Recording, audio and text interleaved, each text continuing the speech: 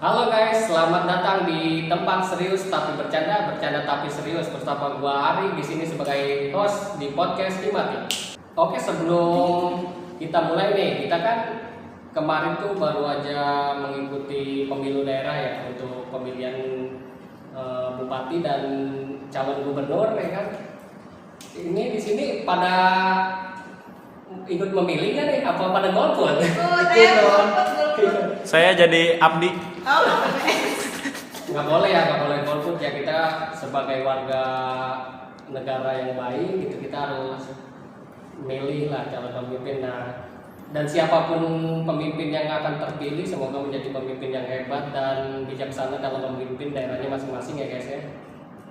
Nah, bicara soal kepemimpinan nih, di episode kali ini kita akan membahas apa itu kepemimpinan dan bagaimana Anda menginspirasi anggota tim Anda di dalam suatu organisasi untuk mencapai tujuan bersama. Siap untuk menjadi pemimpin yang baik?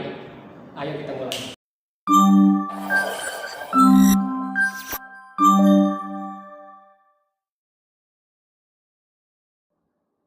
Oke, kita udah kedatangan tamu kita sekarang. Jadi dia ini adalah ketua BEM dari Fakultas Teknik di Universitas Tangerang Raya ya. Silakan diperkenalkan diri terlebih dahulu. Oke, thank you. Izin memperkenalkan diri ya. Nama gue Zidane Bayhaki. Teman-teman atau viewer di rumah bisa manggil gue Bayhaki ataupun Mas B. Siapapun itu yang ketemu di kampus, apa aja. Entah di jalan atau di mana ya kan. Gue dari Prodi Teknologi Informasi, kebetulan sekarang lagi semester 5. Tuh. Oke, boleh nggak cerita sedikit nih tentang latar belakang dan perjalanan lo ke hingga menjadi ketua BEM Fakultas Teknik? Kalau bicara tentang cerita perjalanannya, sebenarnya lucu. Awalnya ini gue masuk kuliah, gak ada sama sekali keinginan untuk gabung ke dalam Ormawa. Singkat cerita, pada saat itu pertama kali gue ikut forum Ormawa, kalau nggak salah itu Himatif ya. Himatif. Karena gue dari Himatif dulu sebelum di BEM. Awalnya gue bener-bener nggak niat gitu, jadi aktivis lah, jadi apalah. Pada satu hari itu niatnya gue ke kampus mau ikut kelas online bareng-bareng sama teman-teman gue. Nah tapi ketika gue udah di kampus, baru parkirin motor nih di parkiran samping pos satpam tuh. Gue ngeliat teman-teman udah pada ngumpul di tengah lapangan. Oh Gue iya. bingung tuh, ini bocah-bocah pada mau ngapain Oh gitu. iya. Itu waktu itu gue datang juga sih. Nah, ini pada mau ngapain gitu kan. Akhirnya gue diajak gabung untuk ikut forum itu. Gak ada pemberitahuan sama sekali. Ternyata gue dengar, gue simak. Ternyata itu lagi membicarakan perihal pemilihan ketua baru. Nah, di situ sama sekali gue nggak ada itikat gue pengen jadi ketua, nggak ada. Iya. Waktu itu gue diminta oleh salah satu temen gue, yaitu Grace. Kebetulan juga dia sekarang berada di jajaran di Fakultas Teknik. Dia bilang, "Bay, kenapa nggak lo aja yang naik jadi ketua? Lo kan udah punya pengalaman." Gue bilang dong, wah nggak, kayaknya kalau untuk kuliah gue udah mau fokus kerja kuliah aja deh gitu. Gue udah capek lah ngurus organisasi, gue udah capek ngurusin permasalahan orang lain, mikirin ini itu. Gue pikir gitu. Tapi Grace terus membujuk gue. Terus kemudian datang lagi Gunawan bilang ke gue, ayo Bay jadi ketua, ayo jadi ketua lu yang naik.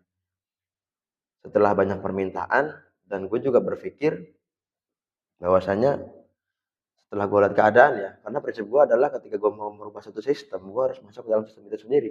Benar. Nah, gue coba merenungi diri sendiri, dan akhirnya oke, gue mau jadi ketua. Ujung cerita, tiba-tiba gue dilantik lah sebagai ketua. Satu periode Himatif, perjalanan ya bisa dibilang alhamdulillah, walaupun ya semua perjalanan nggak ada yang lancar-lancar banget lah. Nggak ada yang mulus-mulus banget, pasti ada trouble, pasti ada problem, pasti ada lika-liku di dalamnya. Tapi alhamdulillah satu periode gue di Himatif berjalan dengan bisa dibilang lancar, walaupun banyak polemik juga. Satu periode selesai, dan akhirnya setelah itu karena di teknik ini, di teknik Untara ya, Fakultas Teknik Untara itu ada sebuah tradisi yang dimana untuk mengisi jabatan BEM fakultas ketua itu digilir Iya. masing-masing prodinya. Karena tahun kemarin, periode kemarin itu dari industri. Nah, setelah itu dari industri bisa dibilang senior-senior lah yang Ya, teknik. Bilang, ini mau informasi dulu atau mau sipil dulu? Akhirnya dari teman-teman sipil mengeluarkan statement bahwasanya mereka belum siap. Mereka belum siap kalau untuk mengambil posisi ketua. Ya sudahlah, mau nggak mau, suka nggak suka, jatuh di informasi dong. Informasi. Jatuh di informasi waktu itu, gue masih inget banget, gue dipanggil ke kampus, agak malam juga sama Bang Nasuha, sama almarhum Bang Yunus juga. Gue dipanggil ke kampus, gue diminta, baik, siapin orang untuk ketua BEM fakultas. Gue bingung dong, wah gue nyiapin siapa gitu.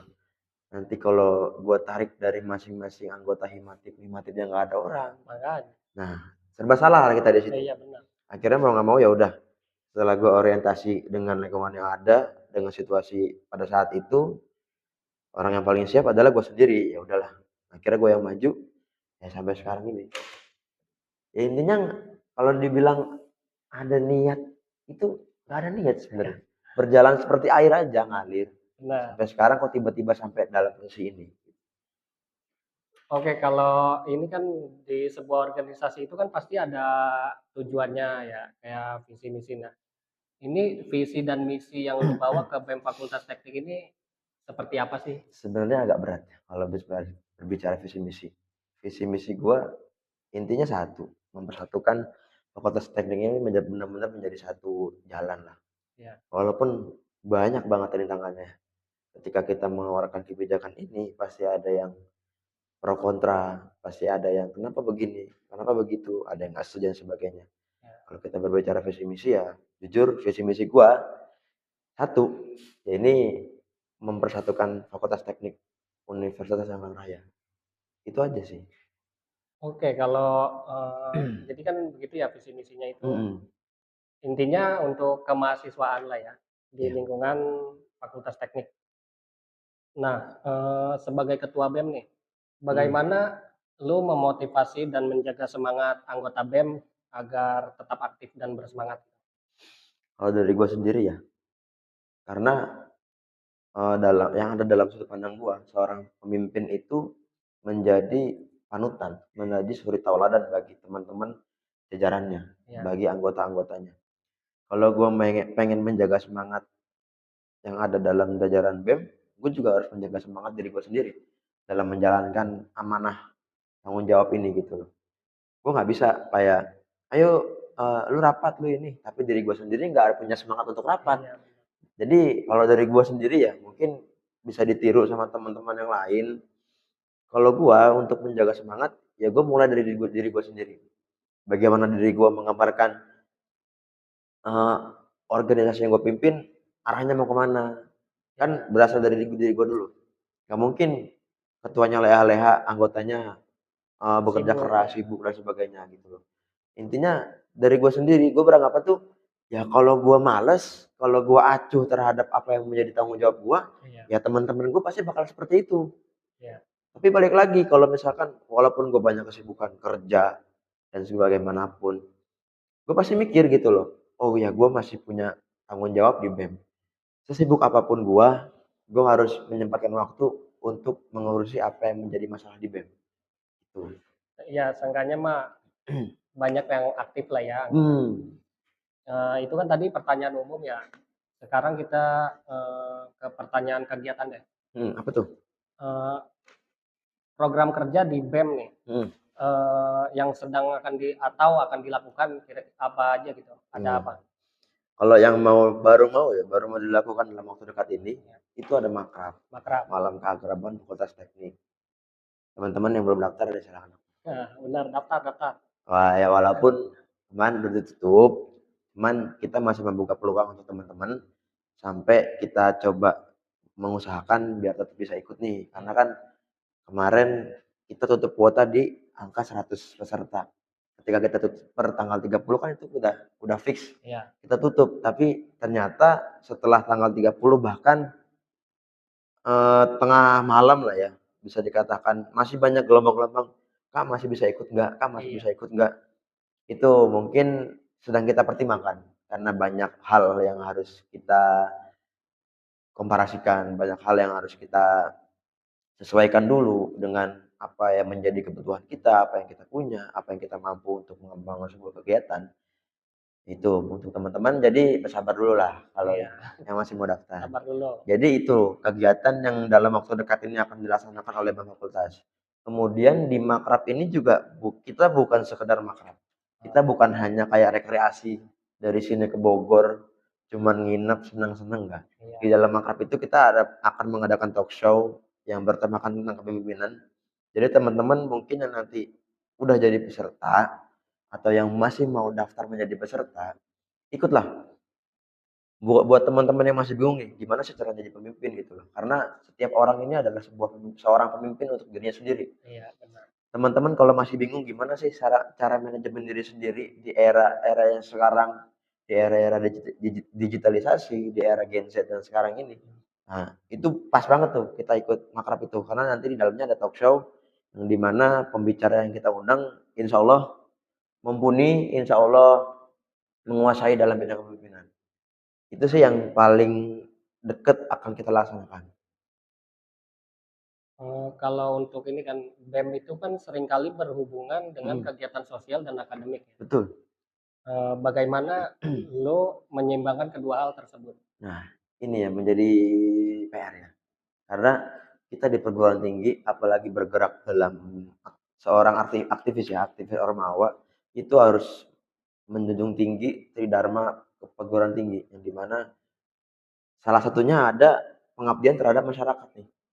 Nah, kita juga di BEM ataupun di Ormawa yang lain pasti agak bukan menjadi kesulitan ya, tantangan lah jatuhnya ya. Tantangan gimana caranya kita membangun sebuah program kerja, nggak melulu apa namanya, tentang akademik, nggak melulu tentang seminar, nggak melulu tentang workshop dan Iya, sebagainya. Itu bisa dikatakan bergerak di bidang akademik aja. Tapi bagaimana kita mengimplementasikan kita sebagai mahasiswa, yaitu dengan cara pengabdian terhadap masyarakat.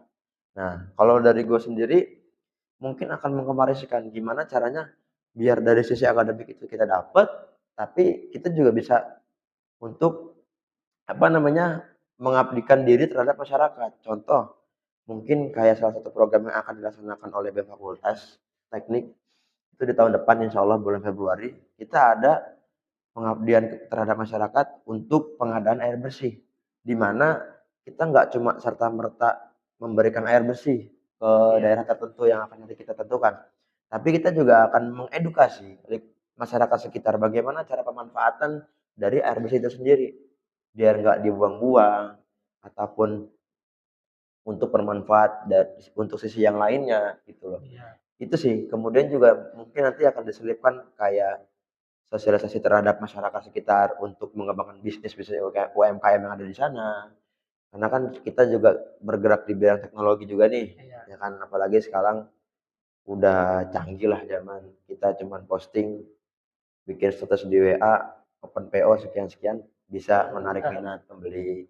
Nah, mungkin itu yang bisa gua bilang gimana caranya mengkomparasikan program kerja yang ada di sisi sosial dan juga akademik. Itu.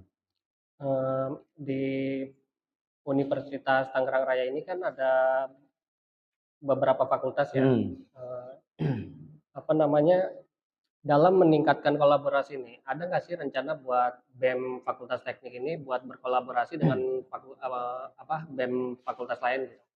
Rencana sih ada ya, cuman memang untuk merealisasikan sebuah program kerja antar fakultas, lintas Ya, fakultas, itu emang agak rumit. Kalau untuk rencana ada. kira-kira bentuknya kayak gimana tuh? Kita sih mau collab dengan FKIP. FKIP? Nah, ini balik balik lagi ke PKM tadi. Iya, Jadi kita nanti kan di situ setelah pengadaan air bersih, terus juga kita mengadakan edukasi terhadap masyarakat. Nah, kita juga mau coba terjun ke sekolah-sekolah dasar yang ada di sana. sekolah dasar. Kita ngajar, coba coba membantu ngajar ataupun nggak menutup untuk SMP atau SMA juga ya. Iya, Intinya sekolah lah ya, sekolah kita coba bantu ngajar di sana. Makanya kan itu berada dalam ranah FKIP. Jadi kita mau ngajak mereka, ayo collab bareng. Kita ada PKM dengan konsep yang sekian sekian sekian. Nanti coba bisa nggak kita realisasikan. Cuman ya balik lagi, ini bukan menjadi sebuah janji ya yang harus ditepati. Ini masih perencanaan karena kalau dari teknik sendiri insya Allah siap. Cuman kan kita balik lagi nih, dari FKIP-nya siap apa enggak? Ya benar. Nah, Nah, tadi kan ngomongin konsep nih. hmm, Kira-kira yang ngebedain program-program dari BEM Fakultas Teknik ke sama fakultas lain tuh gimana sih? beda ya, bedanya ya, Bedanya? bedanya. Biasanya kalau anak teknik itu bedanya pemikirannya liar-liar. Kenapa gue bisa bilang liar? Ya terkesan teknik itu ya di mata masyarakat ataupun mahasiswa-mahasiswa lain. Anak-anak tekniknya anak-anak yang tahan banting.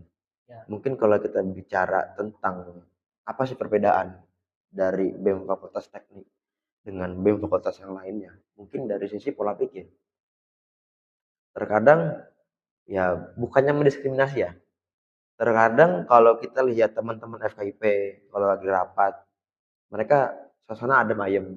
Ya walaupun mungkin masih ada perbedaan argumentasi, adanya gesekan pendapat masih ada lah dalam sebuah dinamika diskusi forum. Cuman yang gue rasain di teknik itu benar-benar tinggi lah tensinya. Nggak terima dikit, kita gondok-gondokan dalam rapat. Kadang ya masih terbawa suasana setelah rapat, beberapa hari kita diam-diaman. Itu yang mungkin yang bisa gue bilang, itulah perbedaan dari teknik dengan fakultas yang lain. Tuh, dari cara pola pikir dan cara mengekspresikan diri aja anak-anak teknik ini. Kadang terlalu kayak, gue nggak setuju, tapi benar-benar nggak setuju walaupun udah dikasih ini loh kita buat keputusan itu tuh karena ini dasarnya ini tapi tetap aja nggak setuju. Nah, itulah anak-anak teknik, cuman ya gue yakin teknik begitu juga punya dasarnya lah teknik bersatu ya. lah. Oke, kalau menanggapi isu-isu mahasiswa dan kampus nih, saat ini apakah ada isu khusus yang sedang menjadi perhatian besar bagi mahasiswa Fakultas Teknik? Bagaimana BEM berusaha untuk mengatasinya? Kalau kita berbicara isu ya banyak isu-isu itu, kayak mungkin isu-isu KTM yang gak jadi-jadi. Kemudian ada lagi isu-isu kemarin tuh ujian UTS. Adalah mahasiswa yang gak sopan katanya terhadap pengawas, ada mahasiswa yang bahkan nggak datang satu kelas pada saat hari ujian. Mungkin cara menyikapi kita pasti pasti kalau ada isu-isu kayak gitu nih, dari sisi sivitas akademik, dari jajaran dekan, kaprodi, sampai teman-teman tim akademik, itu pasti langsung direct berbicara ke kita, ke BEM fakultas.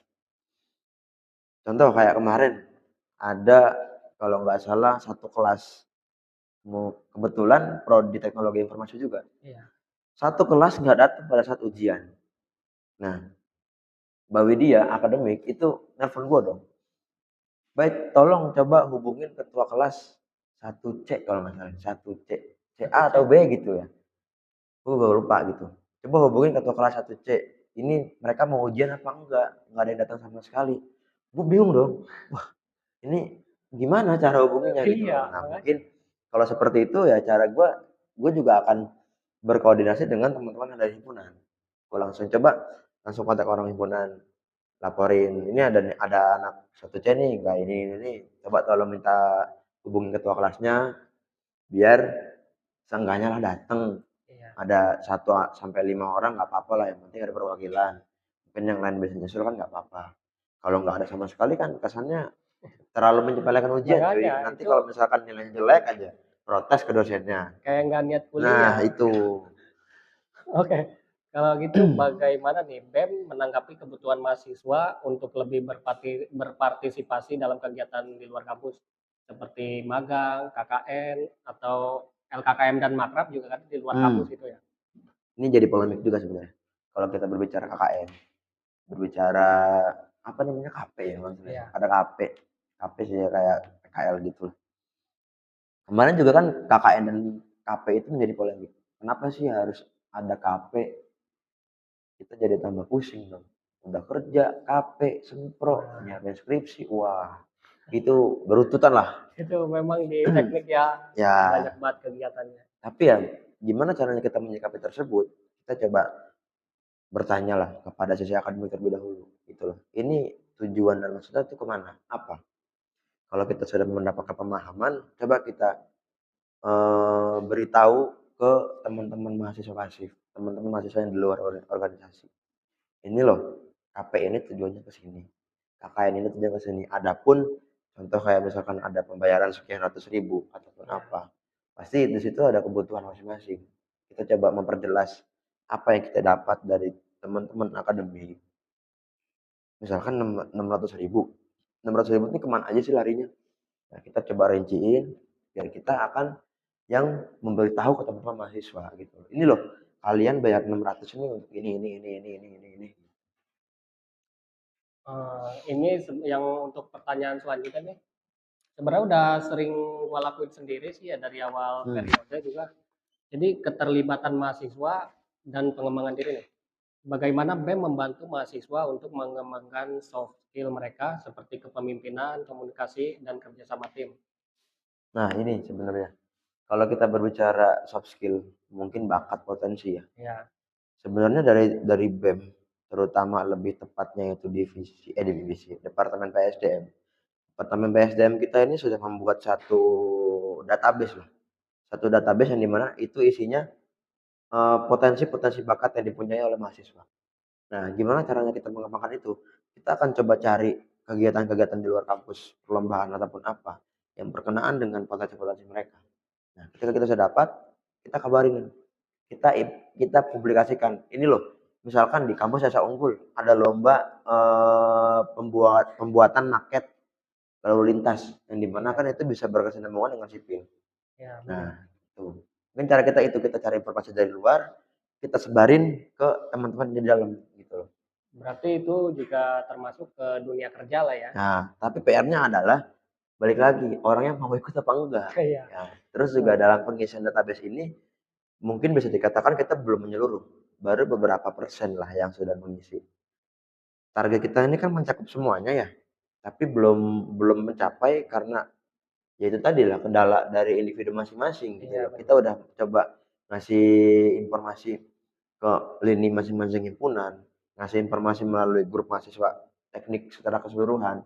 Ini loh link Google Form untuk mengisi data potensi bakat minat mahasiswa. Iya. Nah, di Berarti situ. dari kompetensinya juga lah ya. Nah, itu. Tergantung dimiliki dari mahasiswa masing-masing itu. Kemudian juga sebenarnya gini ya. Kenapa gue sih pengennya kayak kalau ada lomba itu ikut karena kenapa? Ketika kalian menang dalam suatu perlombaan dan membawa nama kampus, itu bisa Ya, diklaim tuh beasiswanya. Itu bisa memperingan teman-teman untuk bayar semesteran. Itu mungkin yang belum teman-teman ketahui semuanya ya. ya, Mungkin kalau teman-teman yang apa namanya peka terhadap isu-isu kampus, peka terhadap kabar kampus ini ada apa. Tahu nih kabarnya bahwasanya kalau kita lomba di luar bawa nama kampus juara itu bisa diklaim iya. menjadi beasiswa potongan harga semester. Nah, itu mungkin pesan gue di sini yang pengen gue kasih tahu kalau kita memberikan informasi tentang perlombaan, ikut. Siapa tahu ini mah teman-teman menang itu bisa diklaim gitu. Nah, untuk yang pertanyaan ini nih, sebenarnya ini gue agak sedikit sarkas ya. Ya, Soalnya gue juga sering banget mikirin soal ini nih ke kahim gue, cuman berusaha banget sih apa tuh apa minta tuh? tanggapannya. Apa tuh? Apa pesan Anda nih untuk mahasiswa Fakultas Teknik yang mungkin merasa kurang terlibat dalam organisasi? Ini nggak usah ke yang udah ada di organisasi dulu deh, untuk mahasiswa yang belum gitu. Yang belum ya? Ya. Mungkin kalau dari gue sendiri ya, Kan untuk regenerasi juga kan. betul. Gini, terkadang ada satu hal yang nggak dipikirkan oleh teman, yang bukan nggak dipikirkan ya, yang tidak terlintas dalam pikiran teman-teman semua. Bahwasannya kita kadang melupakan sisi relasi. Relasi. Kenapa relasi gitu? Gini, kita pinter nih dalam kelas, kita bisa dibilang di mata dosen seorang mahasiswa yang yang pinter lah, yang punya kecerdasan. Ya. IPK kita tinggi. Cuman ada satu kekurangan kita. Kita nggak punya relasi. Kita nggak punya jaringan kenalan kemana-mana. Setelah lulus, coba. kayak misalkan mau daftar kerja ataupun apa, kita nggak Iya. punya relasi, mau lari kemana? Nah, Benar. mungkin pesan untuk teman-teman semua mahasiswa, kalau masih sedikit kurang minat terhadap organisasi, ayo dibuka pikirannya karena kita butuh relasi. Ya. Dari mana dapat relasi? Nah, di Ormawa ini kita bisa dapat relasi. Nah, kayak kemarin kan Himatip nih ngadain volunteer gitu ya. Mm-mm. Harus ikutlah itu Nah, misalnya. itu kita bisa dapat relasi. Fungsinya untuk apa? Nah, untuk kita nanti ketika kita mau lulus ataupun apa. Karena Iya, relasi itu nggak akan kita dapatkan dalam kelas. iya, Percaya sama gua. Relasi itu nggak pernah diajarin bagaimana cari relasi dalam kelas. Itu nggak pernah diajarin. Tapi kalau teman-teman ikut Ormawa, teman-teman mendeklarasikan diri untuk menjadi aktivis, entah itu ikut Ormawa ataupun UKM ya, iya. teman-teman bisa bisa melebarkan sayap circle perkenalan teman-teman semuanya. Contoh kayak di Ormawa, mungkin di Himatip contoh ya, kita punya kegiatan, kita butuh sponsorship nih, yang dimana contoh kayak di sisi makanan deh konsumsi. Nah, ada salah satu teman ngabarin, coba datang ke tempat ini. Nah, kita tuh jadi punya tantangan, oh gini nih, gue dapat relasi baru. Iya. Nah, itu sebenarnya fungsinya tuh. Ketika kita udah dapat relasi baru, jaringan jaringan perkenalan kita lebih luas lagi gitu loh. Kita punya punya kenalan orang baru lagi. Nggak cuma stuck di situ-situ aja, nggak cuma stuck ketemu teman-teman kelas, ketemu dia lagi, dia lagi, dia lagi. Jadi kita punya bisa jadi kayak punya teman dari luar kampus, Iya. bisa jadi punya kenalan di sisi badan pemerintahan, bisa jadi punya kenalan dengan perusahaan-perusahaan gitu loh. Oke, apa, ada beberapa pertanyaan terakhir nih tentang Hmm, pandangan masa depan. widih Jadi masa depan. bagaimana lo melihat perkembangan BEM Fakultas Teknik dalam 3 tahun ke depan? Apa harapan lo nih untuk BEM dan mahasiswa Fakultas Teknik di masa depan? Kalau melihat perkembangan di kemudian hari ya, sepertinya akan lebih seru. Karena kalau kita lihat sekarang di Utara, Ya, itu mahasiswa udah mulai melek akan organisasi. Mahasiswa udah mulai melek bagaimana alur prosedur sebuah hierarki yang ada di sini, mulai dari BEMU, BEMF sampai ke himpunan. Karena maka dari itu kemungkinan pandangan dari gua itu akan lebih seru, akan lebih lebih banyak yang ikut bersuara, lebih banyak yang ikut pengen andil, tiba-tiba berani public speaking, berani berani berbicara, gue nggak setuju sama lu, gue nggak setuju akan ini, pasti itu ada dan itu feeling gue dalam 3 tahun ke depan itu akan lebih lebih lebih panas lah lingkungannya. Kursi BEM fakultas itu bakal lebih panas. Jadi mungkin kalau pesan gue untuk teman-teman nanti mungkin yang akan meneruskan tongkat jabatan BEM fakultas, iya. ya siapin mental aja. Siapin mental, siapin pola pikir, siapin kesehatan juga.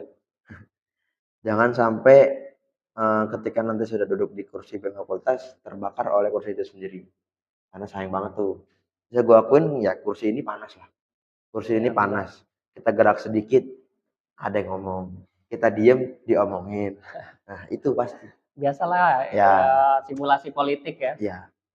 Sebagai ketua BEM nih, apa legasi yang ingin lo tinggalin bagi mahasiswa yang akan datang setelah lo selesai menjabat? Peninggalan ya.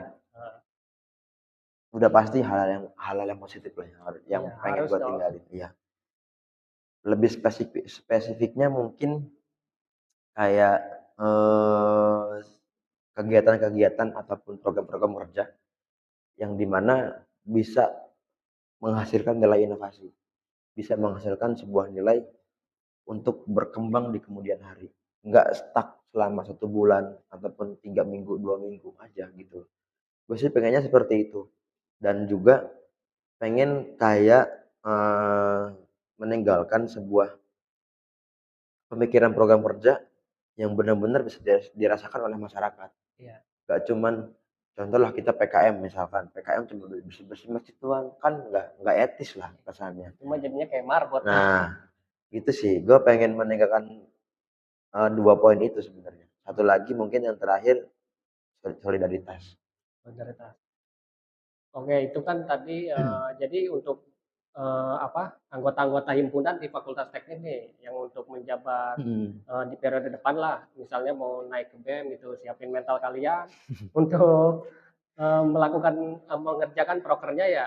Ya karena kan di BEM ini agak beda ya dari himpunan. Beda banget, beda banget. Beda banget. Himpunan Lebih- itu masih bisa dibilang agak bebas Ya, lah. kita bukannya merendahkan ataupun Iya. gimana, cuman skalanya memang berbeda. Iya. Oke, sebelum kita tutup nih ada pertanyaan terakhir.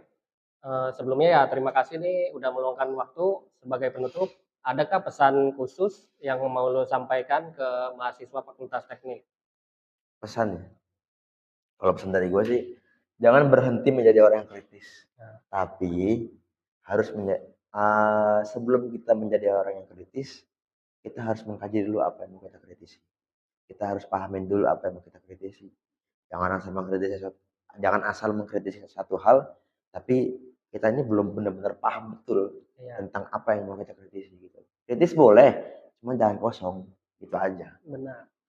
Oke, semoga obrolan kali ini bisa memberikan pencerahan dan motivasi untuk kita semua, terutama untuk teman-teman mahasiswa ya yang lagi berjuang di dunia kampus. Ingatlah, setiap tantangan adalah kesempatan untuk tumbuh.